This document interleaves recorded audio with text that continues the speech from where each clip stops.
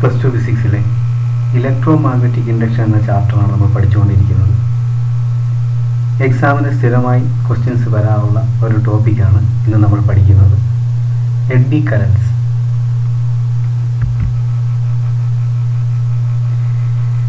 Electro magnetic induction എന്താണെന്ന് കഴിഞ്ഞ ക്ലാസ്സിൽ നമ്മൾ പഠിച്ചതാണ്. ഒരു മാഗ്നറ്റിക് ഫ്ലക്സിന് ചേഞ്ച് സംഭവിക്കുമ്പോൾ അതുമായി ലിങ്ക് ചെയ്തിരിക്കുന്ന കോയിലിൽ ഒരു EMF പ്രൊഡ്യൂസ് ചെയ്യുന്നുവെന്നും ഇതിൻ്റെ ഫലമായി കോയിലിലൂടെ ഒരു ഇൻഡ്യൂസ്ഡ് കറണ്ട് ഫ്ലോ ഉണ്ടാകുന്നുവെന്നും നമ്മൾ പഠിച്ചു. Whenever the magnetic flux linked with a metallic block changes, an EMF is induced in it, and due to this EMF, circulating currents are produced in the metallic block. ഒരു magnetic ഫ്ലക്സുമായി link ചെയ്തിരിക്കുന്ന ഒരു metallic ബ്ലോക്കിനോ അല്ലെങ്കിൽ ഒരു metallic ഷീറ്റിനോ movement സംഭവിച്ചാൽ അവിടെയും ഒരു flux change ഉണ്ടാകും. തൽഫലമായി ഇൻഡ്യൂസ്ഡ് EMF ഉണ്ടാകും. ഈ EMF മൂലം അതിൽ ഒരു സർക്കുലേറ്റിംഗ് കറണ്ട് പ്രൊഡ്യൂസ് ചെയ്യപ്പെടുന്നു. ഇങ്ങനെ ഉണ്ടാകുന്ന closed circular loop of current, ഇതിനാണ് നമ്മൾ എഡ്ഡി കറണ്ട് എന്ന് പറയുന്നത്. അപ്പം എന്താണ് എഡ്ഡി കറണ്ടിനെ നമുക്ക് ഇങ്ങനെ ഡിഫൈൻ ചെയ്യാം. The currents induced in the bulk pieces of conductors when magnetic flux linked with the conductor changes are called eddy currents. എന്താണ് ഒരു മാഗ്നറ്റിക് ഫ്ലക്സിൽ ലിങ്ക് ചെയ്തിരിക്കുന്ന മെറ്റാലിക് ബ്ലോക്കിനോ അല്ലെങ്കിൽ ഷീറ്റിനോ മൂവ്മെൻറ്റ് സംഭവിക്കുമ്പോൾ നമ്മൾ പറഞ്ഞു മാഗ്നറ്റിക് ഫ്ലക്സിന് ചേഞ്ച് ഉണ്ടാകും. ഇതുമൂലം അതിൻ്റെ സർഫസിൽ എന്തുണ്ടാകുന്നു, ഒരു സർക്കുലേറ്റിംഗ് കറണ്ട് ഫ്ലോ ഉണ്ടാകുന്നു. ഈ കറണ്ട് ഫ്ലോയ്ക്ക് നമ്മൾ പറയുന്ന പേരാണ് എഡ്ഡി കറണ്ട് എന്ന് പറയുന്നത്. അതിൻ്റെ ഡെഫിനിഷനാണ് currents induce in a bulk pieces of conductors when the magnetic flux linked with the conductor changes.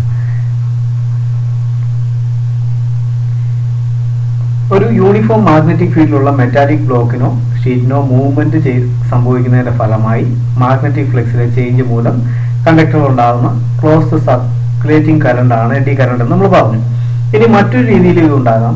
Metallic conductor stationary ആയിട്ടിരിക്കുന്നു. ഇപ്പം നമ്മൾ ആദ്യത്തെ കേസ് നമ്മൾ പറഞ്ഞു കണ്ടക്ടർ ചേഞ്ച് ചെയ്യുന്നതിൻ്റെ ഫലമായി മാഗ്നറ്റിക് ഫ്ലക്സിന് ഉണ്ടാകുന്നു, അല്ലെങ്കിൽ കണ്ടക്ടറിൻ്റെ മൂവ്മെൻറ്റ് മൂലം ഉണ്ടാകുന്ന മാഗ്നറ്റിക് ഫ്ലക്സിൻ്റെ ചേഞ്ച്.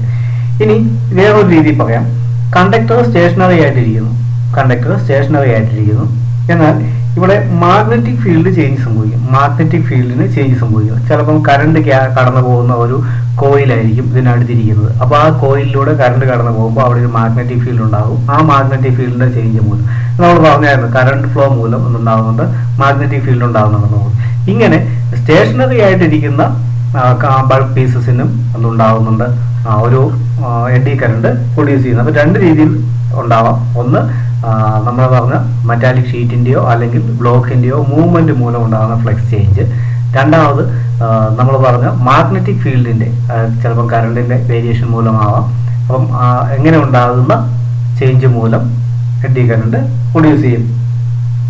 അപ്പം ഇങ്ങനെ രണ്ട് രീതിയിൽ എഡ്ഡി കറണ്ട് പ്രൊഡ്യൂസ് ചെയ്യപ്പെടുന്നുണ്ട്. എങ്ങനെയാണ് ഒരു ഷീറ്റിൽ അല്ലെങ്കിൽ ഒരു ബ്ലോക്കിൽ എഡ്ഡി കറണ്ട് ഉണ്ടാകുന്നത്, അല്ലെങ്കിൽ എഡ്ഡി കറണ്ടിൻ്റെ മൂവ്മെൻറ്റ് ഫ്ലോ എങ്ങനെയാണ്, ഇതാണ് ഈ ഫിഗറിൻ്റെ അകത്ത് കാണിച്ചിരിക്കുന്നത്. ഇവിടെ ഈ നോർത്ത് പോൾ എന്ന് കാണിച്ചിരിക്കുന്നത് ഒരു മാഗ്നറ്റാണ്, യൂണിഫോം അല്ലെങ്കിൽ ഒരു പെർമനൻറ്റ് മാഗ്നറ്റാണ്. അപ്പോൾ ഇവിടെ ഒരു യൂണിഫോം മാഗ്നറ്റിക് ഫീൽഡ് ഉണ്ട്. ഇത് കാണിച്ചിരിക്കുന്നത് ഇവിടെ ഒരു ഷീറ്റോ ബ്ലോക്കോ എന്ത് വേണമെങ്കിലും ആവാം. അപ്പോൾ ഇങ്ങനെ ഉണ്ടാകുന്ന മാഗ്നറ്റിക് ഫീൽഡിൻ്റെ ചേഞ്ച് മൂലം എന്തുണ്ടാകുന്നു, ആ ഷീറ്റിൽ അല്ലെങ്കിൽ ആ ബ്ലോക്കിൽ ഒന്ന് സർക്കുലേറ്റിംഗ് ക്ലോസ്ഡ് ലൂപ്പായിട്ടാണ് കാണപ്പെടുന്നത്. ഇപ്പോൾ ഈ I എന്ന് പറയുന്നതാണ് ഇതിൻ്റെ ഡയറക്ഷൻ നോക്കുക, കറണ്ടിൻ്റെ ഡയറക്ഷനാണ് ഇവിടെ. ഓരോ ലൂപ്പുകളും ഇത് തമ്മിൽ നോക്കുക, ഈ ലൂപ്പുകൾ തമ്മിൽ കോണ്ടാക്റ്റ് ഒന്നുമില്ല. ഓരോ ലൂപ്പുകളായിട്ട് സെപ്പറേറ്റ് ആയിട്ട് ഇങ്ങനെ ഉണ്ടാകുന്ന സർക്കുലേറ്റിംഗ് കറണ്ട് ഫ്ലോ ആണ് നമ്മൾ പറയുന്ന എഡ്ഡി കറണ്ട് എന്ന് പറയുന്നത്. ഒരു മെറ്റാലിക് ബ്ലോക്കിൽ യൂണിഫോം മാഗ്നറ്റിക് ഫീൽഡ് വെച്ചിരുന്നാൽ ആ ബ്ലോക്കിൻ്റെ സർഫസിൽ ക്ലോസ്ഡ് സർക്കുലർ ലൂപ്പുകളായി സർക്കുലേറ്റ് ചെയ്യപ്പെടുന്ന കറണ്ടാണ് എഡ്ഡി കറണ്ട് എന്ന് പറയുന്നത്. അപ്പം ഇതുപോലെ പരീക്ഷയ്ക്ക് ഒരു ഫിഗർ തന്നിട്ട് ഈ ഫ്ലോ ചെയ്യുന്ന കറണ്ടിൻ്റെ പേരെന്താണെന്നൊക്കെ ചോദിക്കാം. Direction of eddy current is so as to oppose the change in the magnetic flux associated with the metal sheet. Then ഈ കറണ്ടിനെ എഡ്ഡി കറണ്ട് എന്ന് പറയാനായിട്ടുള്ള ഒരു കാരണം, വെള്ളത്തിൽ ചുഴികൾ കാണപ്പെടും. ചുഴികൾ അതിനാണ് എഡ്ഡീസ് എന്ന് പറയുന്നത്. നമ്മൾ കണ്ടിട്ടുണ്ട്. വെള്ളത്തിൽ ചുഴികൾ ഉണ്ടാകുന്നത് കണ്ടിട്ടുണ്ട്. ഇതുപോലെയാണ് എഡ്ഡി കറണ്ട് സർക്കുലേറ്റ് ചെയ്യപ്പെടുന്നത്. അതുകൊണ്ടാണ് ഇവയ്ക്ക് എഡ്ഡി കറണ്ട് എന്ന് പേര് ലഭിച്ചിരിക്കുന്നത്. അതുപോലെ തന്നെ ഫ്രഞ്ച് ഫിസിസ്റ്റ് ആയിരുന്ന ലിയോൺ ഫോക്കാർട്ട് ആണ് എഡ്ഡി കറണ്ട് ഡിസ്കവർ ചെയ്തത്, അല്ലെങ്കിൽ എഡ്ഡി കറണ്ടിനെ ആദ്യമായി ഡിഫൈൻ ചെയ്തത്. അതുകൊണ്ട് തന്നെ ഇത് നമുക്ക് ഫോക്കോൾട്ട് കറണ്ട് എന്നും അറിയപ്പെടുന്നുണ്ട്. അപ്പോൾ എഡ്ഡി കറണ്ടിന്റെ മറ്റൊരു പേരാണ് Foucault current.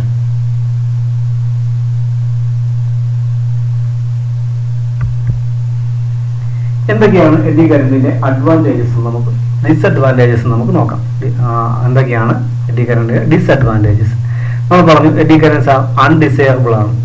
In most of electrical devices like transformer, induction coil, choke മുതലായവയിലെല്ലാം അൺഡിസൈറബിൾ ആയിട്ട് ഉണ്ടാകുന്ന ഒരു കറണ്ടാണ് എഡ്ഡി കറണ്ട് എന്ന് പറയുന്നത്. നമുക്ക് ഇത് അൺവാണ്ടഡ് ആണ്. നമുക്ക് ഇതിൻ്റെ അകത്ത് ട്രാൻസ്ഫോമറിൻ്റെ അകത്തോ അല്ലെങ്കിൽ ഇൻഡക്ഷൻ കോയിലോ ചോക്ക് കോയിലോ ഒന്നും എഡ്ഡി കറണ്ട് നമുക്ക് ആവശ്യമില്ല. അപ്പോൾ ഇവിടെയൊക്കെ ഉണ്ടാകുന്ന മെറ്റാലിക് ഷീറ്റുകളിൽ എന്തുണ്ടാകുന്നു?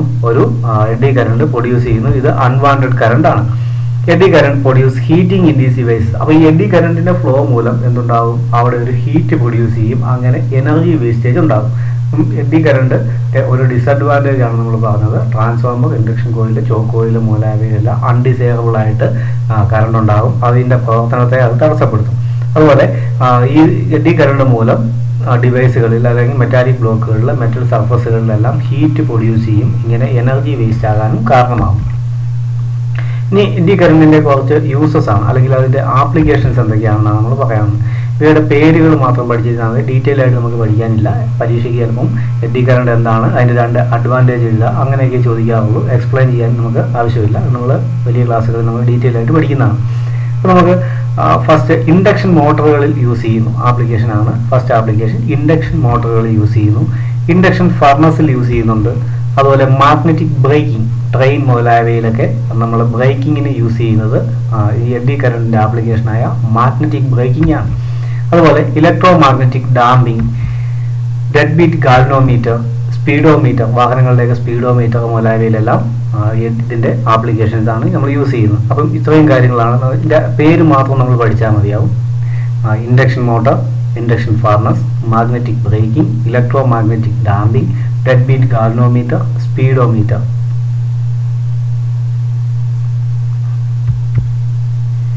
എങ്ങനെ എഡ്ഡി കറണ്ട് റെഡ്യൂസ് ചെയ്യാമെന്നാണ് ഇനി നമ്മൾ പഠിക്കുന്നത്. Eddy currents can be minimized by increasing the resistance of the metal. നമ്മൾ ഉപയോഗിക്കുന്ന മെറ്റാലിക് ബ്ലോക്ക് അല്ലെങ്കിൽ മെറ്റാലിക് ഷീറ്റിന്റെ റെസിസ്റ്റൻസ് ഇൻക്രീസ് ചെയ്ത് കഴിഞ്ഞാൽ നമുക്ക് എഡ്ഡി കറണ്ടിന്റെ ഫ്ലോ നമുക്ക് മിനിമൈസ് ചെയ്യാം. അപ്പം കൂടുതൽ റെസിസ്റ്റൻസ് ഉള്ള മെറ്റൽ നമ്മൾ യൂസ് ചെയ്യുവാണെങ്കിൽ നമുക്ക് എന്ത് ചെയ്യാം?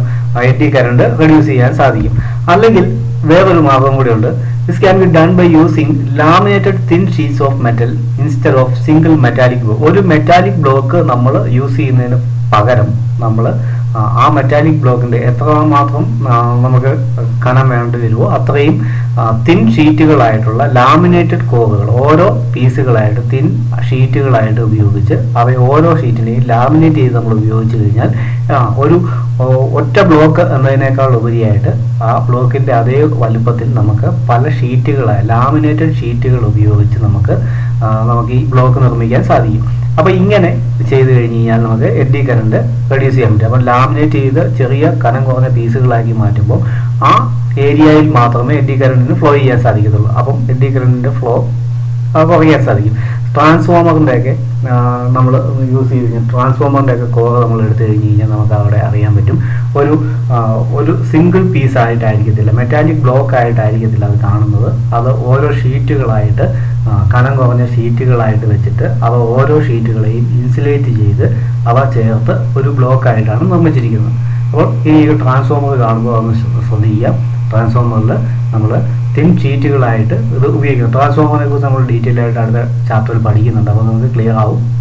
അപ്പോൾ നമ്മൾ ഇത്രയും മാത്രം അറിഞ്ഞാൽ മതി. ഇങ്ങനെയുള്ള ഉപകരണങ്ങളിലെല്ലാം സിംഗിൾ മെറ്റാലിക് ബ്ലോക്ക് ഉപയോഗിക്കുന്നതിന് പകരം തിൻ ഷീറ്റുകൾ, ലാമിനേറ്റഡ് തിൻ ഷീറ്റുകളുമായിട്ട് ഉപയോഗിച്ച് കഴിഞ്ഞാൽ നമുക്ക് എഡ്ഡി കറണ്ടിനെ മിനിമൈസ് ചെയ്യാൻ സാധിക്കും. അപ്പോൾ നമ്മളിന്ന് പഠിച്ചത് ഒരു ചെറിയ ടോപ്പിക്കാണ് എഡ്ഡി കറണ്ട്. ഷോർട്ട് ആൻസറാണ് ഈ ഭാഗത്തു നിന്ന് പരീക്ഷയ്ക്ക് വരാൻ സാധ്യതയുള്ളത്. എഡ്ഡി കറണ്ട് എന്താണ്, അല്ലെങ്കിൽ നമ്മൾ പറഞ്ഞ പോലെ എഡ്ഡി കറണ്ടിൻ്റെ ഫിഗർ തന്നിട്ട് ഈ കറണ്ടിനെ ഐഡൻറ്റിഫൈ ചെയ്യാൻ പറയാം. ഇതിൻ്റെ യൂസ് എന്താണെന്ന് ചോദിക്കുക, എഡ്ഡി കറണ്ട് എങ്ങനെ മിനിമൈസ് ചെയ്യാം, ഇങ്ങനെയുള്ള ക്വസ്റ്റ്യൻസ്, ഷോർട്ട് ആൻസർ ക്വസ്റ്റ്യൻസ് ആണ് ഈ ഭാഗത്തു നിന്ന് വരുന്നത്. ടോപ്പിക് എല്ലാവർക്കും മനസ്സിലായി കാണുമെന്ന് വിചാരിക്കുന്നു. അടുത്ത ക്ലാസ് നമുക്ക് വീണ്ടും കാണാം. Thank you.